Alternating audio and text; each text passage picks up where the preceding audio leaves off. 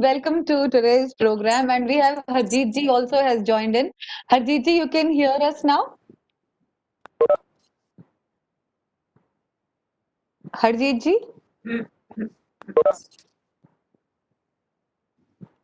Can we start, sir? Yes. Harjeet ji has to start, sir. Harjeet, just take.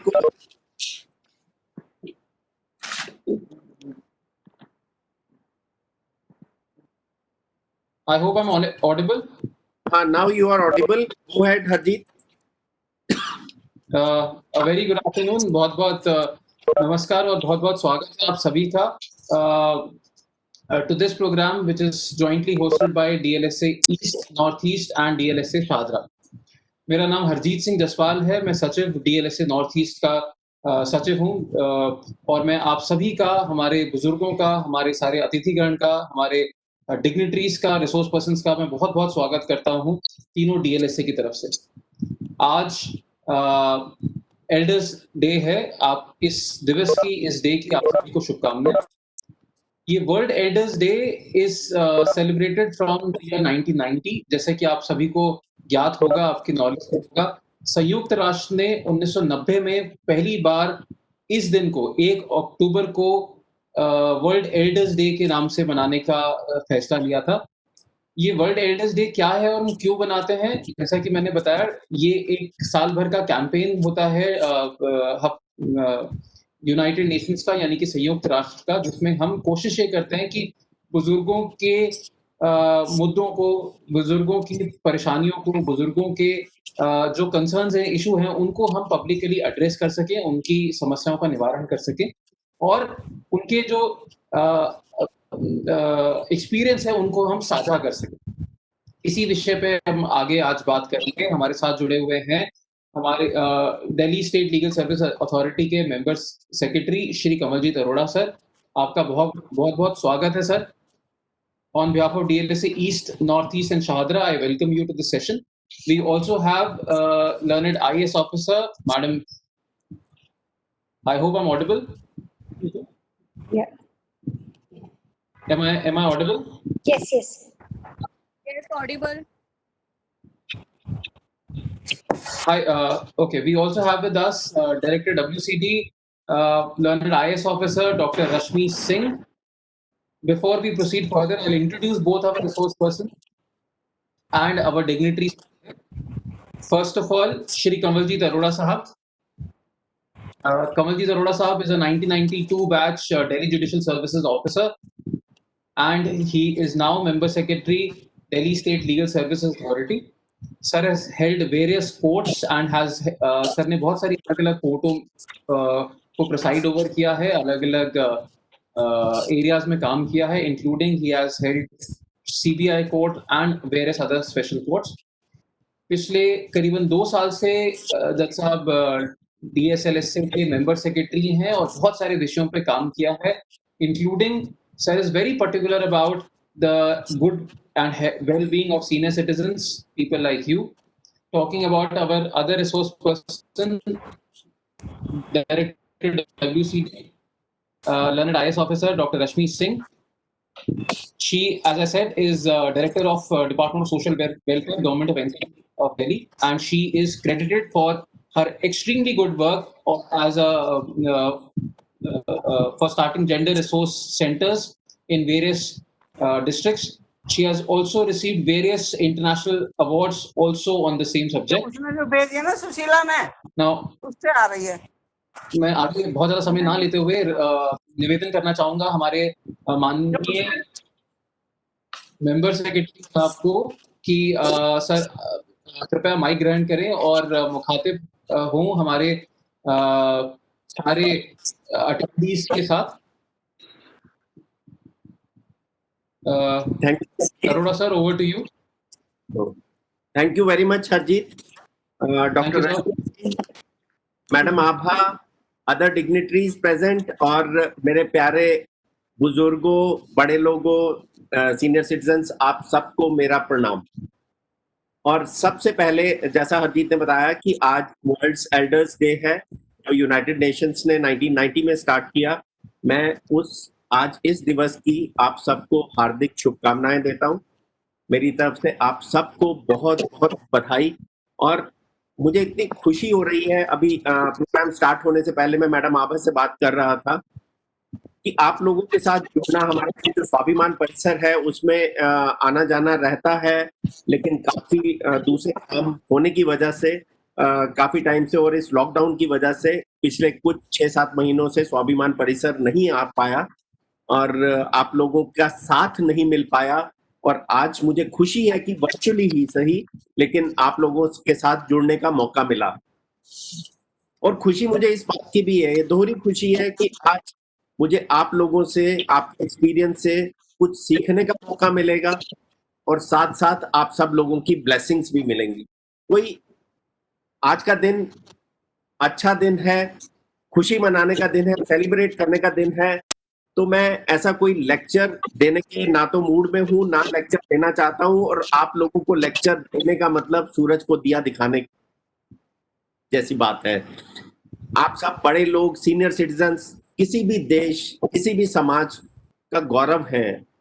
आप family, society, इन सब की रीढ़ की हड्डी हैं, जिसकी वजह से हमारा समाज आज खड़ा है, जिसके सहारे हमारा समाज खड़ा है। आपका एक्सपीरियंस, आपकी दूरदर्शिता किसी भी समाज या देश को विकसित करने के लिए अत्यंत आवश्यक और इम्पोर्टेंट है।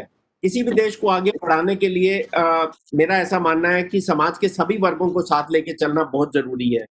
अगर हम यंगस्टर्स की बात करें, उनकी एनर्जी की बात करें, तो उनकी energy definitely that is important, लेकिन उतना ही इम्पोर्टेंट आप सब लोगों का एक्सपीरियंस है। क्योंकि मेरा ऐसा मानना है कि उस एनर्जी को चैनलाइज सिर्फ एक्सपीरियंस की से ही किया जा सकता है। और जब तक हम उस एनर्जी को चैनलाइज नहीं करते हैं, वो एनर्जी दिशाहीन है या एमलेस है। फिर वो एमलेस चीज, चाहे कोई तीर हो, चाहे कोई जहाज हो, चाहे कोई समाज हो या देश हो, वो कहीं आगे नहीं बढ़ सकता, वो कभी भी प्रोग्रेस नहीं कर सकता।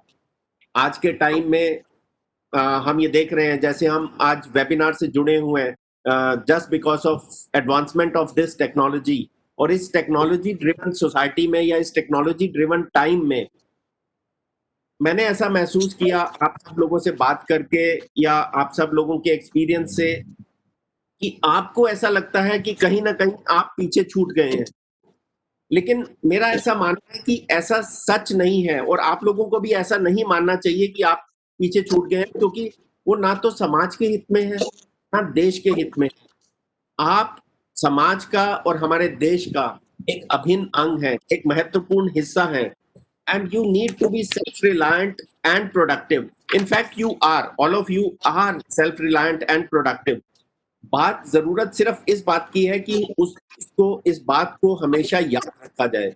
प्रॉब्लम ये रहती है कि हम इन सारी बातों को भूल जाते हैं और उनको याद कराने की जरूरत पड़ती है। आप सब हमारे लिए, हम यंगस्टर्स के लिए, या जितने भी समाज के आपके बच्चे हैं, उन सब के लिए आप हनुमान जी की तरह हैं।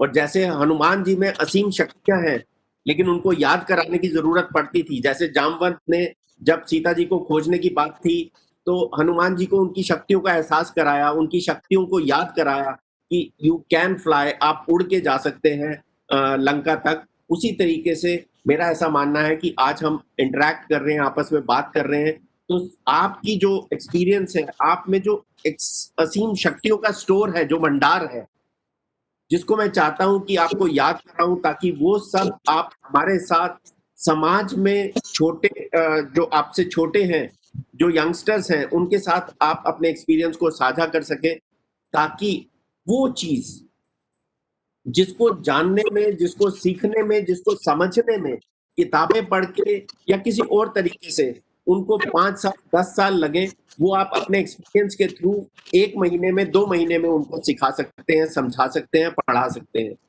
और जैसा बचपन में होता था, जैसे स्टोरी टेलिंग, अगर हम बात करें स्टोरी सुनाने की या कहानियां सुनाने की, तो ये कहानियां बेसिकली क्या हैं? इन स्टोरीज से हम क्या बताते हैं, या ये स्टोरीज क्या डिपिक्ट करती हैं? ये स्टोरीज सिर्फ ह्यूमन बीइंग्स की क्रिएटिव और सेंसिटिव नेचर को उसी को डिपिक्ट करती हैं। और आप सब लोग जब एज दादा दादीज या एज नाना नानी छोटे बच्चों को जो कहानियां, जो स्टोरीज, अपने एक्सपीरियंस की जो स्टोरीज वो आप कहानी के रूप में पिरो के सुनाते हैं, तो वो जो कहानियां हैं, मुझे भी याद है आज तक जो मेरे दादा दादी से मैंने कहानी सुनी, जो मैंने नाना नानी से अपनी कहानी सुनी, और वो कहानियां उन बच्चों के साथ सारी उम्र रहती है।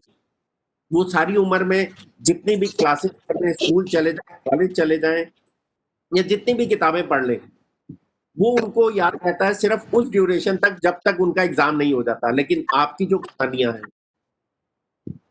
उसमें से जो शिक्षा मिलती है वो उनके साथ जिंदगी भर रहती है, थ्रू आउट द लाइफ रहती है।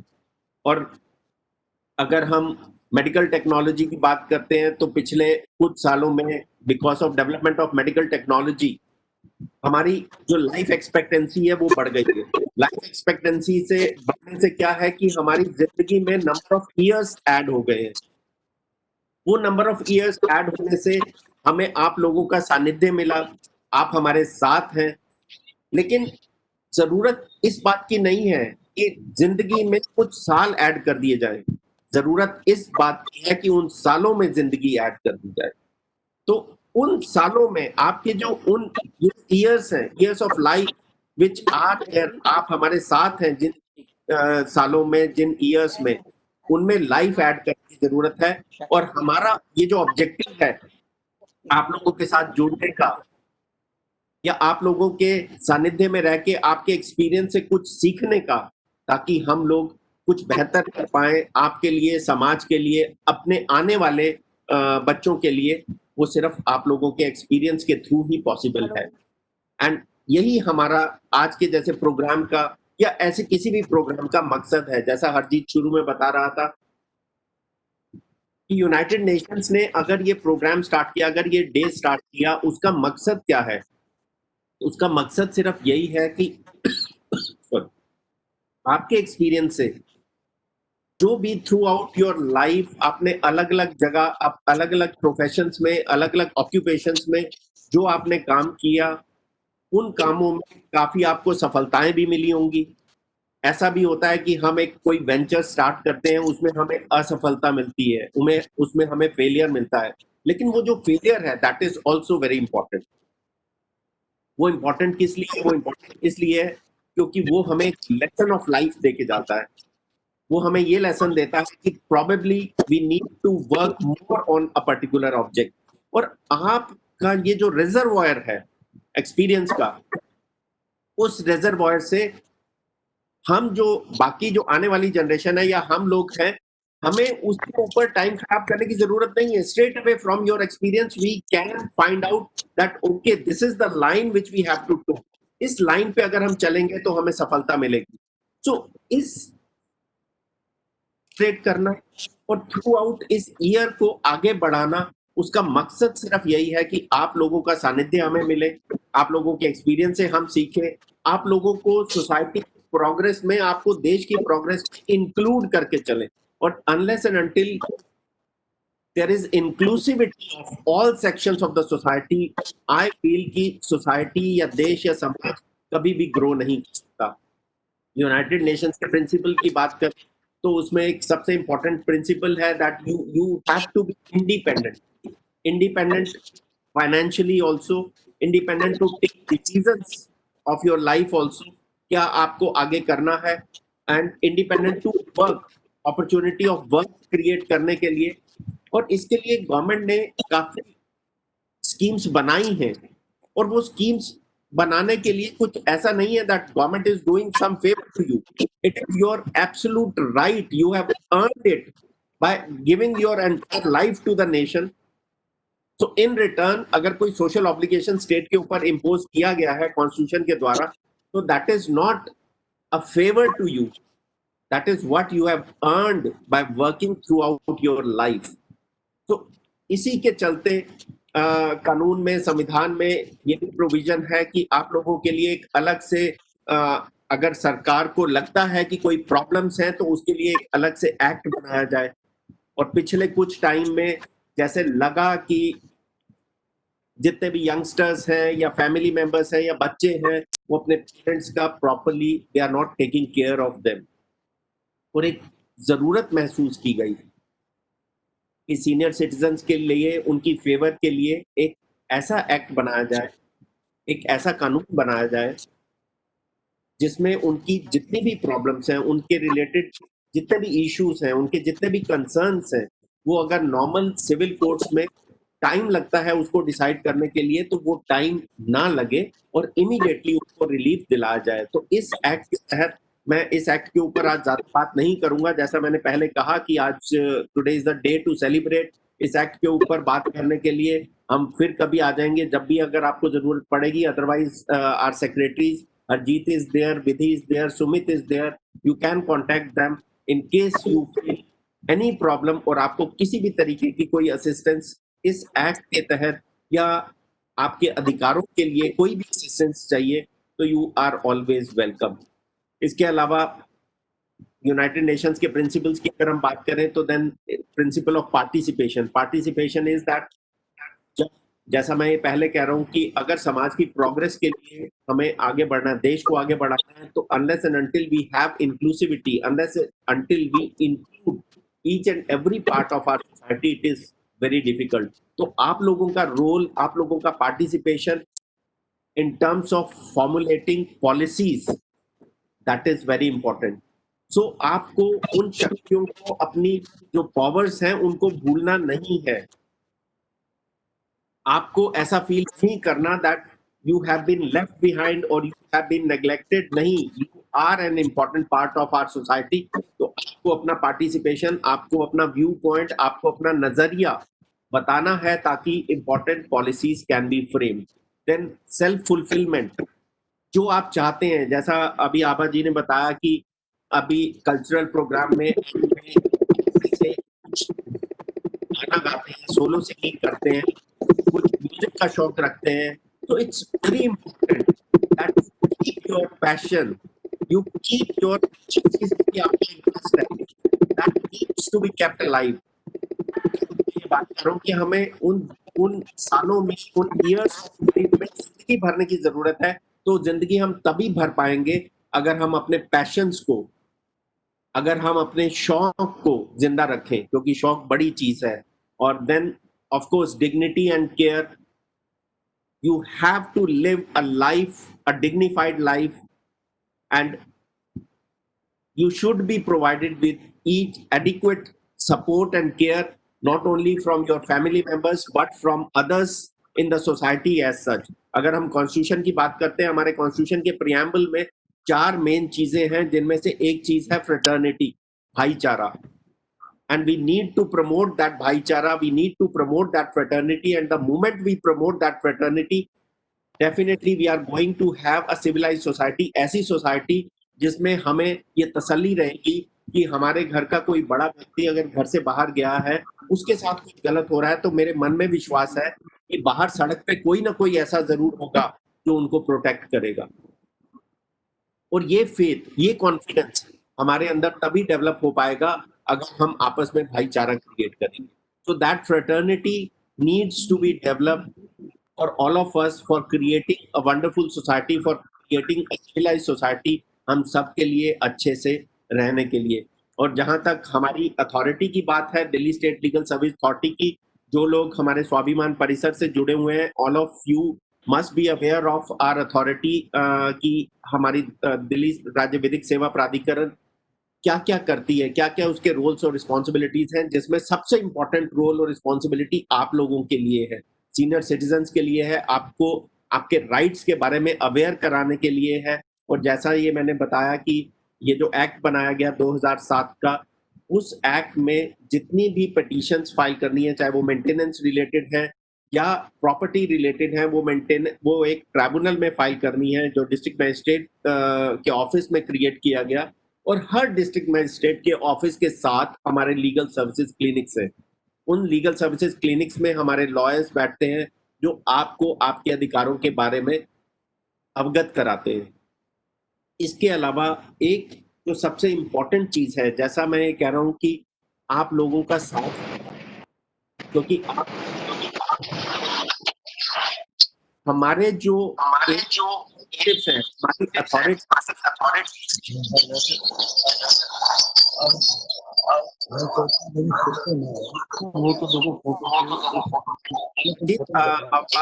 आवाज बंशीधर जी और नीरजा मैडम प्लीज अपना माइक ऑफ कर दीजिएगा। जो से पूछता हूँ क्या क्वेश्चन बच्चे पूछ लो सर।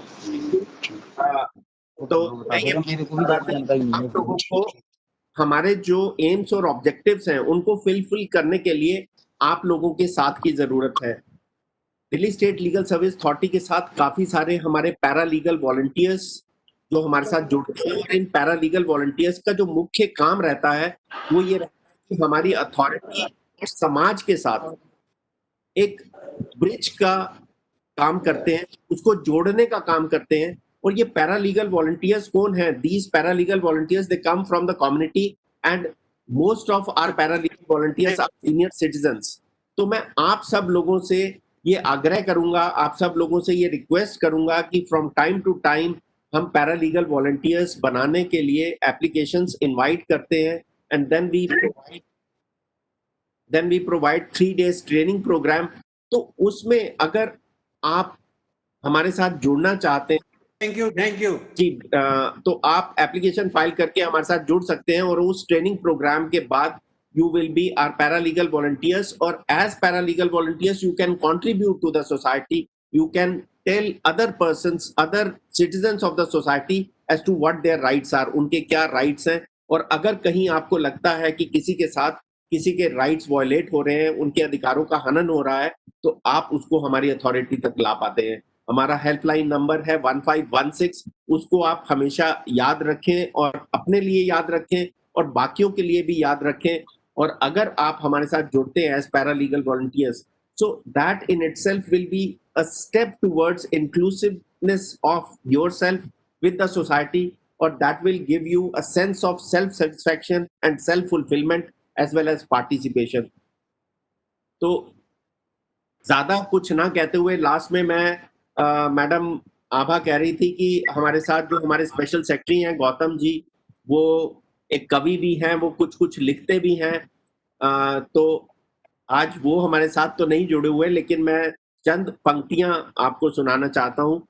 वो ये कि जिंदगी की रफ्तार में क्या क्या नहीं छूटा, क्या क्या नहीं छूटा, कहीं बचपन नहीं रहा, कहीं जवानी का साथ छूटा। जवानी ढल गई, गुरूर अभी बाकी है। जवानी ढल गई, गुरूर अभी बाकी है, नशा उतर गया, सुरूर अभी बाकी है। तो दोस्तों, मेरे बुजुर्गों, मैं आप सब से कहूंगा कि ये जो सुरूर अभी बाकी है, इस सुरूर को बरकरार रखे, इस सुरूर को बनाए रखे, क्योंकि जवानी ने दस्तक दी और चली गई, जहन में काफी फितूर अभी बाकी है। तो ये जो thank you in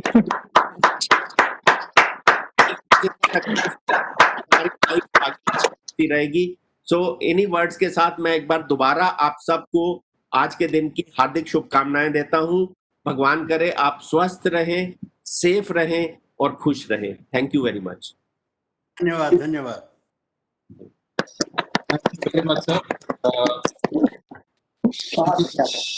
thank you very much for sharing your thoughts. आपका बहुत बहुत धन्यवाद, आपने अपने विचार हमसे साझा किए।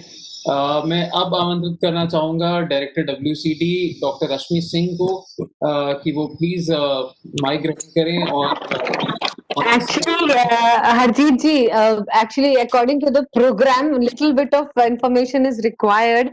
Before ma'am speaks, we have to show a small video on Swabiman Parisar. So that ma'am also knows about it, little bit about what we all are doing. We have made a 3.5 minutes video. Or go ahead, Buzurg, please. Yeah, so I would request the I beg your admin pardon. yeah. If the admin can allow me to share, please, Samrat ji. We'll do that. Yeah, thank you.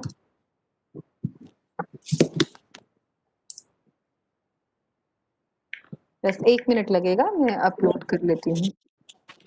Samrat, can you hear us? Please share the content. Yes, I'm sharing from my computer. 1 minute. Please.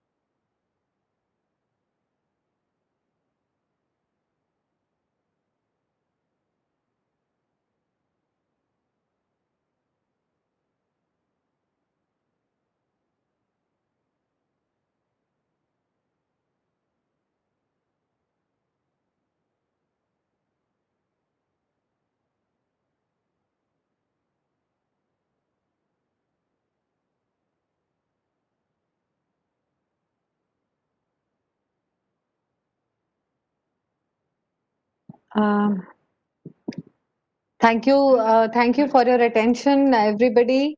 हम लोग मिल तो नहीं पा रहे, पर अपनी कुछ स्मृतियों को हमने आज इस वीडियो के ज़रिए ताज़ा कर लिया। कुछ आपकी तस्वीरें देखी, कुछ अपनी दिखाई, और आज की जो मुख्य अतिथि महोदया हैं रश्मि जी, मैं चाह रही थी कि पिछले 2.5 साल का जो हमारा एक छोटा-सा सफ़र रहा है डीएसएलएसए अनुग्रह, और कुछ हद तक आपका जो सोशल वेलफेयर डिपार्टमेंट है, आपको याद होगा 2005 में जब आप जॉइंट सेक्रेटरी जॉइंट डायरेक्टर थी सोशल वेलफेयर डिपार्टमेंट में, तो सबसे पहले senior citizens day care and recreation centre आपके इंस्पिरेशन से ही, आपके सहयोग से ही शुरू किए गए थे।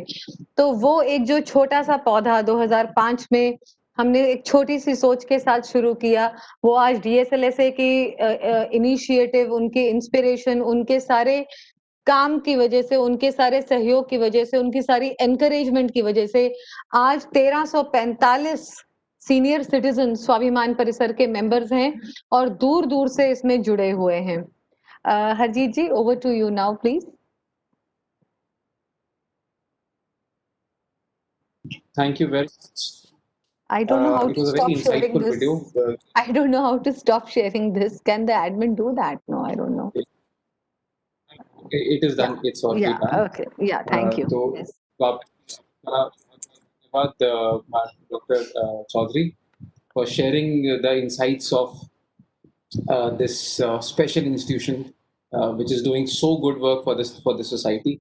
मैं आपका तहे दिल से धन्यवाद करना चाहूँगा इस सोसाइटी को इतना कुछ देने के लिए और एक प्लेस क्रिएट करने के लिए जहाँ पर हमारे सीनियर सिटीजन्स आके इंटरेक्ट कर सके। जैसे कि मेंबर सेक्रेटरी साहब ने कहा, ये समाज, ये गवर्नमेंट, सोसाइटी या कोई इंस्टीट्यूशन आपके ऊपर कोई फेवर नहीं कर रहा। ये बहुत ही छोटी-सी एक कॉस्ट है जो आपने बहुत कुछ हमें दिया है, आपने हमारे लिए बहुत कुछ किया है, सोसाइटी के लिए बहुत कुछ किया है। उसको रीपे करने के लिए एक बहुत छोटी-सी कॉस्ट है जो हम दे रहे हैं और डेफिनिटली रीपे तो कभी कर नहीं सकते, but it is just a small attempt towards that repayment. To take this program further, I would now request Dr. Singh to please come to the mic और अपने विचार साझा करें हमारे सब श्रोताओं के साथ। मुझे बहुत खुशी हो रही है ये शेयर करते हुए यहाँ पर कि हमारे साथ 105 लोग जुड़े हुए हैं अभी, 105 सीनियर सिटीजन जुड़े हुए हैं। तो हमारे साथ 105 आशीर्वाद हैं इस सेशन में अभी और उम्मीद करते हैं कि ऐसे ही आपका साथ बना रहेगा, आपका आशीर्वाद बना रहेगा और आप ऐसे ही आपके लिए कुछ कर पाएंगे। Over to you doctor Singh. नमस्कार।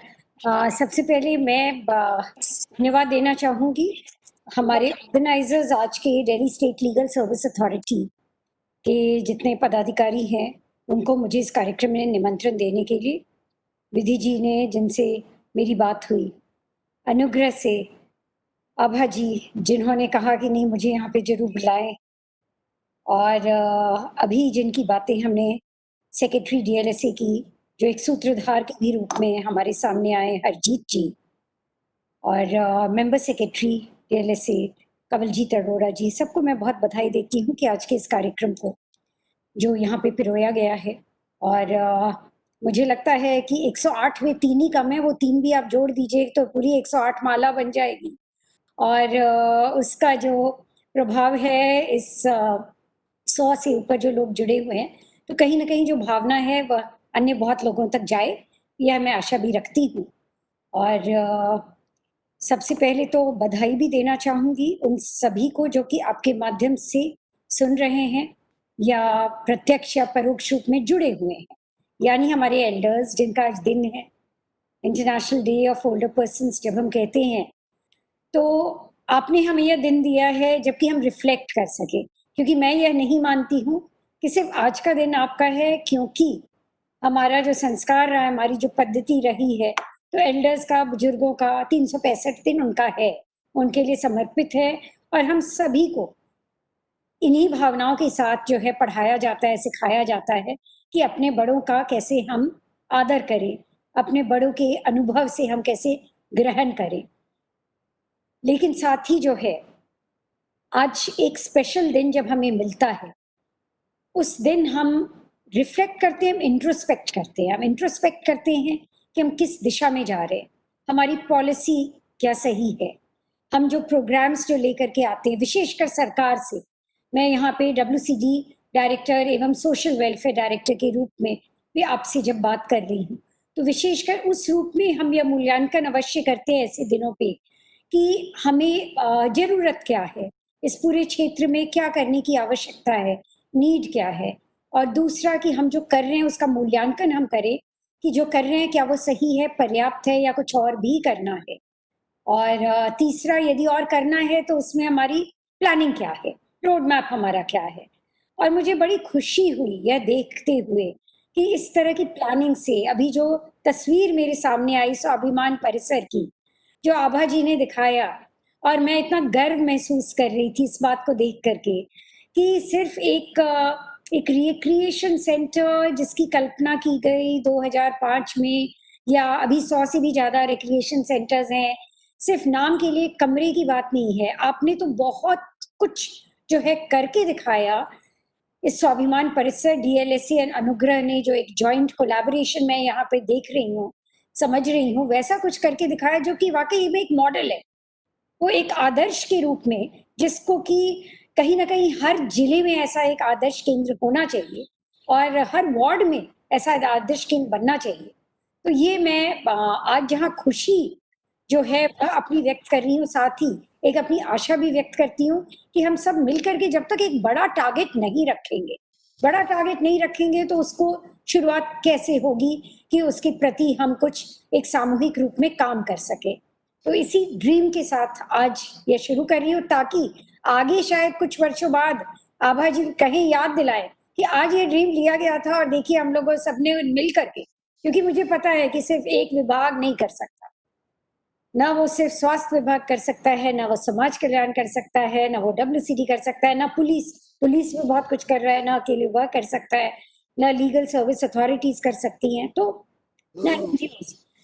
भारत सरकार के कई मंत्रालय हैं जो कि सोशल जस्टिस भी है और साथ में बाकी मंत्रालय भी हैं। तो सब लोग मिलकर के जब एक कॉमन गोल की तरफ काम करते हैं तो कहीं ना कहीं हमारा जो है इस तरह का प्रयास सार्थक होने में उसको कहीं अधिक प्रबलता मिलती है। लेकिन साथ ही इस विषय पे, क्योंकि मुझे कहा गया है एक विषय संबंधी कुछ बोलने, empowering elders towards productive ageing, तो विषय पे भी जरूर अपने विचार को व्यक्त करना चाहूंगी। जो मेरी समझ इस सेक्टर में बनी है कि प्रोडक्टिव एजिंग की बात यदि हम कहते हैं इस एज में, तो हम क्या देखने की कल्पना कर रहे हैं? हम एक कल्पना यही करते हैं कि हम एक physical, emotional, financial security, wellbeing, एक इंक्लूसिवनेस, वो तीनों को हम देख पाए। फिजिकली भी हम देख पाए, इमोशनली भी हम देख पाए, और तीसरा मैंने कहा कि साथ में जो है एक इंटेलेक्चुअल लेवल पे। तो मतलब ये एब्स्ट्रैक्ट है, कुछ टैंजिबल चीजें हैं, टैंजिबल है, कुछ नॉन टैंजिबल है। टैंजिबल यानी कि हमने जहाँ पॉलिसी की बात होती है तो फिजिकल यानी सुरक्षा, तो यह तो सबसे पहला हमारा एक कर्तव्य बनता ही है कि हर एक सीनियर सिटीजन्स जो यहाँ पर हैं, हम कहते हैं कि हम आदर कर रहे हैं, लेकिन यदि वो सुरक्षित नहीं है तो वह क्या आदर है? तो शेल्टर अपने आप में एक बहुत इम्पॉर्टेंट ये है। देखिए, आज मुझे यह भी पता है कि जितने लोग इस फोरम में जुड़े हुए हैं शायद उनके लिए यह मुद्दा डायरेक्टली नहीं है, किंतु बहुत सारे ऐसे लोग जो कि इस फोरम में आज नहीं जुड़े हों उनके लिए यह मुद्दा आज भी है। तो मैं इसलिए शुरुआत कर रही हूँ सेफ शेल्टर से, जहाँ पे हमारी जो basic minimum standards of living है उसका जो अधिकार सबको होना चाहिए। मुझे खुशी हुई कि DLSA में कवलजीत अरोड़ा जी ने भी यह बात कही कि नहीं, इस अधिकार के बारे में भी हम लोगों को जागृत करते हैं। तो यह जो अधिकार है कि बेसिक मिनिमम स्टैंडर्ड्स क्या है, रहना, खाना, एक सेफ सिक्योर प्लेस, तो ये तो होना ही चाहिए। और ये कैसे हो, किसके द्वारा हो? तो जहाँ तक सरकार का प्रावधान रहता है, जो दिल्ली में आप देखेंगे कि कुछ होम्स हैं जो कि बने हुए हैं, सरकार डायरेक्टली इसको चला रहा है। कुछ होम्स ऐसे हैं जो कि ग्रांट इन एड के माध्यम से चलते हैं, जो कि NGOs उसको चलाते हैं और सरकार से, मंत्रालय से उसके लिए ग्रांट जाता है। लेकिन स्टैंडर्ड्स ऑफ सर्विसेज वो वेरी भले कर सकती हैं, बट मिनिमम स्टैंडर्ड वेरी नहीं होनी चाहिए। मुझे लगता है कि जो भी इस सेक्टर में काम कर रहे हैं उसको यह फर्क जरूर जो है उसको आत्मसात कर लेना चाहिए कि स्टैंडर्ड्स में very but nobody should be allowed to break और violate the minimum standards, that is one thing. तो ये तो हो गया कम्युनिटी लेवल पे, सोशल लेवल पे। लेकिन दूसरा इंडिविजुअल लेवल पे परिवार की भी कुछ जिम्मेदारी आती है।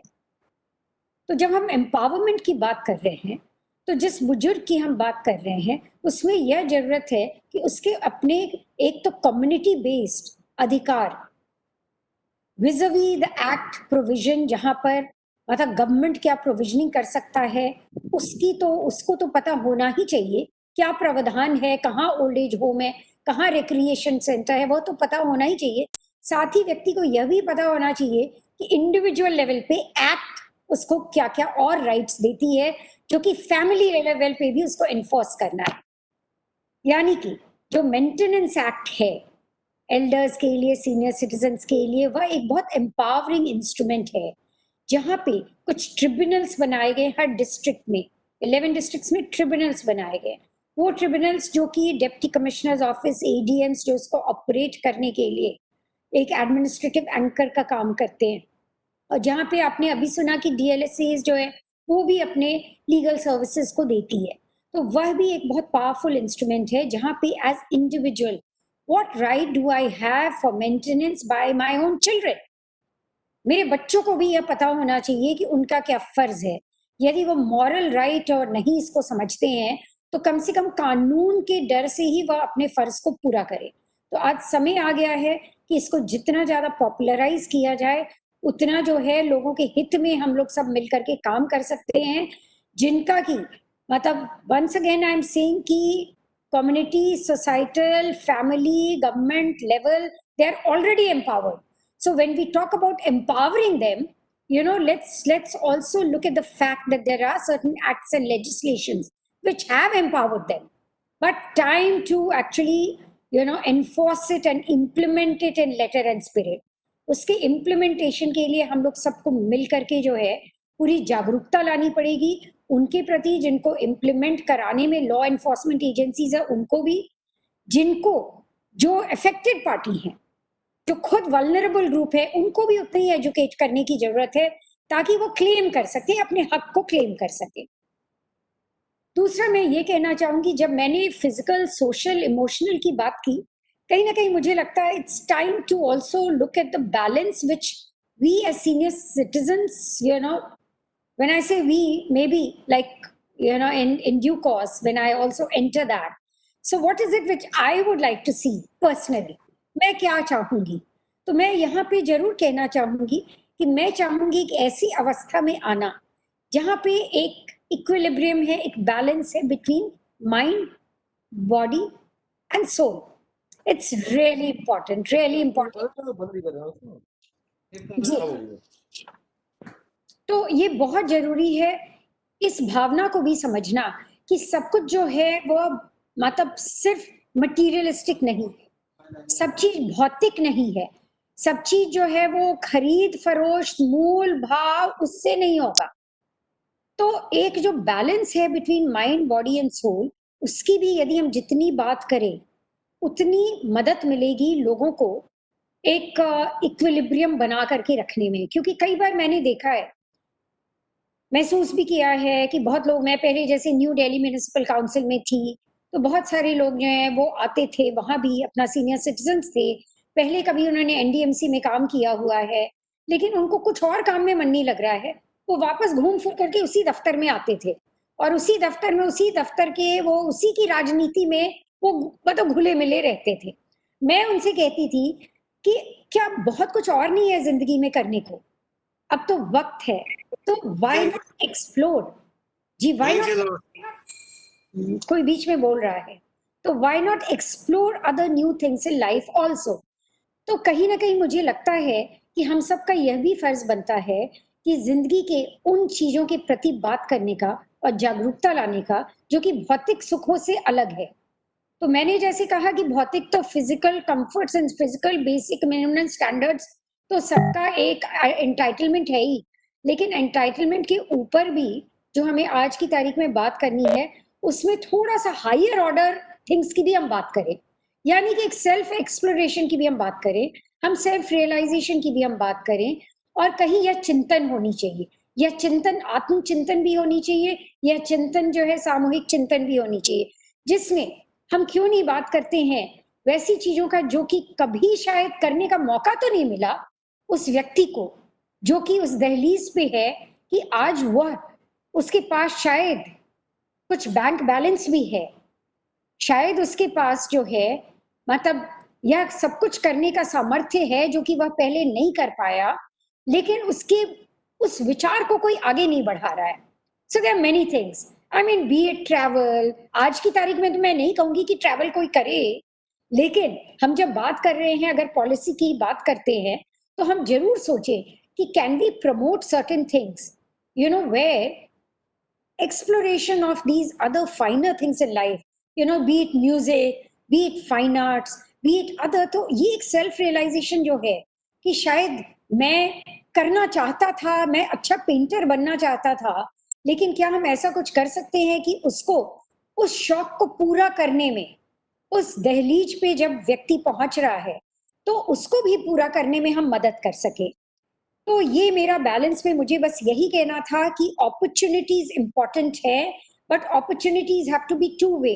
Opportunity has to be given and taken, so it is two way. तो वो अगर हम अवेयरनेस की बात करते हैं तो इस लेवल ऑफ डिस्कोर्स को हमें लेकर के जाना होगा कि लेट अस टॉक अबाउट क्या क्या अवसर है और किसके लिए क्या अवसर हैं. जहां तक मेरे स्कीम्स की बात आती है, वहां पे गवर्नमेंट का, क्योंकि एक प्लेटफॉर्म इससे मैं यह भी बताना चाहूंगी कि रिक्रिएशनल सेंटर्स करीब 100 से जो ज्यादा चल रहे हैं, वहां पे भी प्रयास होता है कि कम्युनिटी असिस्टेड फैसिलिटेटेड सर्विसेज कुछ मिले, लेकिन वह अपने आप में पर्याप्त नहीं है. क्यों पर्याप्त नहीं है? क्योंकि कोई भी केयर टेकर जो है वो इस तरह का काम नहीं कर सकता. Self help, that community help, self help is what can really unleash the potential of each of these centers. And I feel that that is true also for the old age homes. जो homes हैं, जो हमारे गृह हैं, वहां के जो गृह में जो लोग रह रहे हैं, वह भी अगर आपस में एस्पिरेशंस को समझते हुए अपने एक दूसरे के ड्रीम्स को फुलफिल करने में मदद करेंगे, तो वह कहीं ज्यादा एम्पावरिंग होगा, rather than just government creating more and more old age homes. So that empowerment has to begin from understanding each other's aspiration and helping each other to fulfill those aspirations, you know, those felt needs, be it, you know, again, tangible or not so tangible, जो दिखता है और जो नहीं दिखता है. क्योंकि mental state जब हम बात करते हैं ना, इमोशनल स्टेट जब हम बात करते हैं, कई बार वो दिखता नहीं है, लेकिन मुझे पूरा विश्वास है कि जब हम एम्पावरमेंट की बात करते हैं तो हम इमोशनल एम्पावरमेंट बहुत जरूरी है. मैं जब स्ट्रेस, डिप्रेशन, मेंटल एगनी ये सब की बात सुनती हूँ, तो मुझे यही लगता है कि यह ऐसी चीज है जिसके लिए जब तक कि हम लोग सब मिलकर के इसको रिकॉग्नाइज नहीं करें, स्ट्रेस को समझे नहीं, तब तक हम उसका सॉल्यूशन हम ला नहीं पाएंगे. और बहुत जरूरी है, क्योंकि आंकड़े आप सबको बता रहे होंगे कि यह सब कुछ बढ़ रहा है, तो उसको कैसे हम दूर करें, वो किन प्रयासों से, वो वो अच्छा डाइट स्टाइल है, अथवा वो नेचुरोपैथी है, वो योग है, वो प्राणायाम है, बहुत कुछ है. लेकिन मैं इस बहुत कुछ को क्या कहती हूँ? जीवन शैली, यानी कि it's a way of life. तो जीवन की जो पद्धति है, उस पद्धति को बनाने में क्या मैं और आप अपनी भी जिम्मेदारी अगर समझते हैं कि हमारे इन केंद्र में जो आ रहा है और जो नहीं आ रहा है, उस तक हम कैसे पहुंचे, कि उसकी जीवन शैली की बात करें, तभी तो एक हेल्दी एजिंग, प्रोडक्टिव एजिंग, जो हम बात कर रहे हैं, एम्पावरिंग द सीनियर सिटीजन्स, वह कल्पना हमारी पूरी हो सकती है. दूसरा जो हमारा नीति के आधार पे यदि आप देखें, तो एक स्टेट काउंसिल बनी थी सीनियर सिटीजन्स के लिए, वह फिर रिवैम्प की जा रही है. तो स्टेट पॉलिसी जो एक एक्शन प्लान होता है, वह भी एक पूरा ये बन रहा है. ये सब कुछ है, लेकिन सब मोमेंटम में रहता है, प्रिंसिपल्स बदलते नहीं है. मुझे लगता है बेसिक प्रिंसिपल्स, अगर फंडामेंटल टेनेट्स हमारे अगर अग्रीड हैं, तो फिर हमारी वो 5 साल की नीति बनती है, 10 साल की नीति बनती है, नीतियों में फर्क नहीं रहेगा। Fundamental principle should be, underline themes जो है वह फाउंडेशन में जरूर वो दिखने चाहिए। इसके अलावा जो है एक हेल्पलाइन की शुरुआत हम लोग करने वाले हैं, वो हेल्पेज इंडिया के साथ में मिलकर के, जिसमें हम लोग प्रयास करेंगे कि इस तरह के जितने ऑर्गेनाइजेशंस जो काम कर रहे हैं उनके साथ में लिंकेजेस, गवर्नमेंट की जो फैसिलिटीज है उनके साथ में लिंकेजेस, जैसे जो गरीब वर्ग है, जो आर्थिक रूप से कमजोर वर्ग हैं, उनके लिए एक फाइनेंशियल असिस्टेंस स्कीम है जिसमें कि 2,500 रुपये प्रति मास दिए जाते हैं, और आज की तारीख में वो बढ़ करके उसकी जो संख्या है वो करीब 4.25 लाख जो है व्यक्ति, उसको यह 2,500 रुपये प्रति माह जो 70 वर्ष के ऊपर है उनको प्राप्त होता है, और जो 60 से ऊपर, जो 60 और 70 के बीच के हैं, उनको 2,000 प्रति मास प्राप्त होता है। मैं मानती हूँ कि अमाउंट बहुत बड़ा नहीं है, लेकिन तभी भी कई लोग जो वाकई आर्थिक रूप से बहुत अपना सक्षम नहीं है, तो उनके लिए यह अभी भी कहीं ना कहीं कुछ मायने रखता है।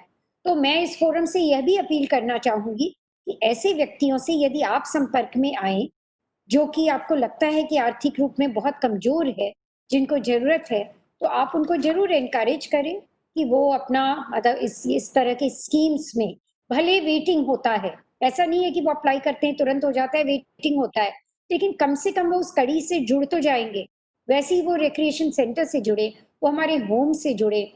मान लीजिए कुछ महिलाएं हैं जो कि अपना मतलब हमारा एक विडो होम है, मैं देखती हूँ उसमें बहुत कम महिलाएं रहती हैं, वहाँ निर्मल छाया जो हमारा जेल रोड पे है, शायद महिलाओं को पता नहीं है। तो मतलब आप लोग सबों के माध्यम से लोगों को ज्यादा से ज्यादा पता चले। अभी एक और जो एक्शन प्लान में मैंने देखा कि आरआरटीसी जो अनुग्रह के साथ में मिलकर के जो बनाया गया है, उसमें हेल्पलाइन, मोबाइल वैन, ये सब की भी जो है कुछ प्रावधान करने के, डे केयर सेंटर्स के प्रावधान करने की योजना है। इन योजनाओं को हम समय समय पे आप लोगों को बताते रहेंगे। डिपार्टमेंट के वेबसाइट से भी मैं कोशिश करूंगी कि हमें आप लोगों का भी सहयोग मिले, ताकि वेबसाइट को हम और वाइब्रेंट कर सके। जितना इंफॉर्मेशन हम लोग आपको देंगे, आपके माध्यम से और लोगों को जाएगा। तो बस आज के लिए बस इतना ही कहना चाहूंगी कि इस एम्पावरमेंट की परिभाषा को एक कॉम्प्रिहेंसिव रूप में हमें समझने की आवश्यकता है, उसके साथ ही उसको आत्मसात करने की आवश्यकता है, उसके साथ ही उस परिभाषा को कार्यान्वित करने की आवश्यकता है, और उसके साथ ही जितने हमारे स्टेक होल्डर्स हैं उनको एकजुट में ला करके एक कॉमन गोल की तरफ उसी प्रतिबद्धता से कार्य करने की हम सबों को बहुत बहुत आवश्यकता है। पुनः आप सबों को बहुत बहुत बधाई, आपके स्वस्थ दीर्घायु जिंदगी की कामना के साथ। नमस्कार।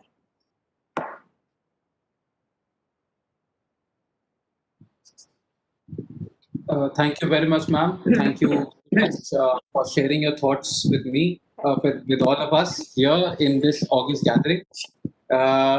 आपने बहुत ही अच्छे और स्पष्ट शब्दों में बताया, मैम, जो जीवन शैली के आपने उदाहरण दिए, और the way you motivated all the attendees here, that was remarkable. I am absolutely sincerely thankful to you for your kind words. Now, before हम मैं समझता हूँ और मैं जानता हूँ कि आप लोग सब अब इंतजार कर रहे हैं हमारा जो रंगारंग कार्यक्रम है जिसका नाम उमंग है, उसकी तरफ आगे बढ़ने के लिए।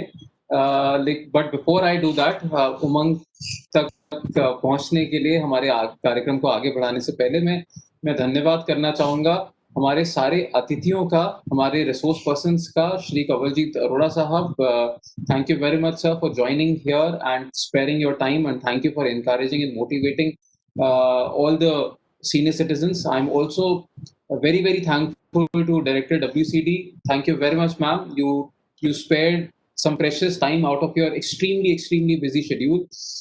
Thank you for your valuable advices. Thank you for your experience, sharing your experiences. And most importantly, thank you for motivating all of us for the good work that we shall or we promise to do in near future as well. Thank you very much to both of you. मैं बहुत बहुत धन्यवाद आप सभी हमारे attendees, हमारे senior citizens का भी करना चाहूँगा आपकी उपस्थिति ही अपने आप में आशीर्वाद है। मैं बहुत ही गौरवशाली फील कर रहा हूँ कि आप सभी जैसा कि मैम ने कहा 105 लोगों का आशीर्वाद है हमारे साथ, सो बहुत-बहुत धन्यवाद उसका। अब आगे समय ना ज़ाया करते हुए मैं अनुरोध करूँगा डॉक्टर चौधरी का to please take over and please proceed us towards the colourful programme that we are all waiting for. Umang कार्यक्रम जिसके लिए हम सभी प्रतीक्षा कर रहे हैं, उसके लिए उस तक हमें पहुँचाइए और इस प्रोग्राम को आगे बढ़ाइए। Thank you very much. Thank you, Ajit ji. Rashmi ji, very quickly, I'd like to share with you that in Swabiman Parisar, there are over 1,300 senior citizens that have registered. And अगर अब ये pandemic नहीं होता तो पिछले 6 महीनों में शायद हम और ज्यादा नंबर्स टच कर जाते। पूरी तरह से निशुल्क सभी सुविधाएं डीएसएलएसए द्वारा प्रदान वहां की जाती हैं। Legal aid, police help, physiotherapy, medical room, there in a month we do 17 to 18 different programmes. और वहां पे सिंगिंग ग्रुप भी है, डांसिंग ग्रुप भी है, जुम्बा ग्रुप भी है, हर प्रकार के वहां पर सीनियर सिटीजन्स हैं। और आप जब भी वहां आएंगी, जैसे ही सिचुएशन अलाउ करती है, तो वहां पे ऐसी केस स्टडीज हम आपसे मिलवाना चाहेंगे, वैसे सीनियर सिटीजन्स जो बेहद डिप्रेशन से निकलकर स्वाभिमान परिसर में आने के बाद एक नया जीवन उन्हें मिला है, नया मोटिव जीने का उन्हें मिला है।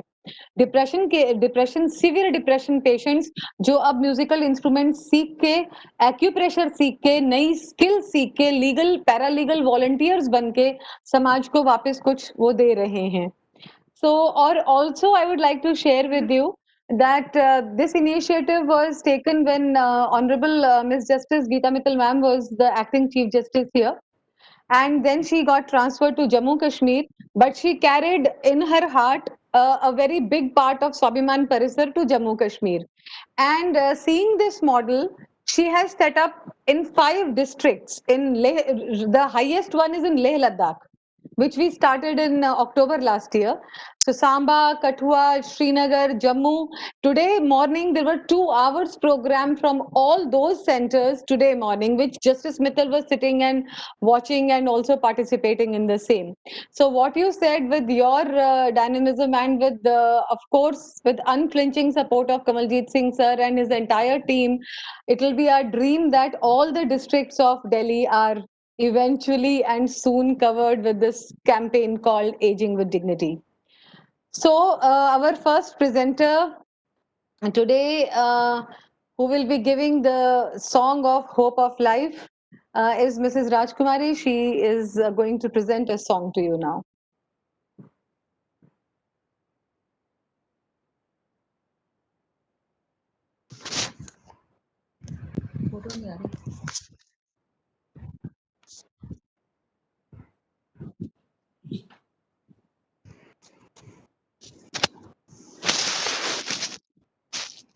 सबको सादर नमस्कार।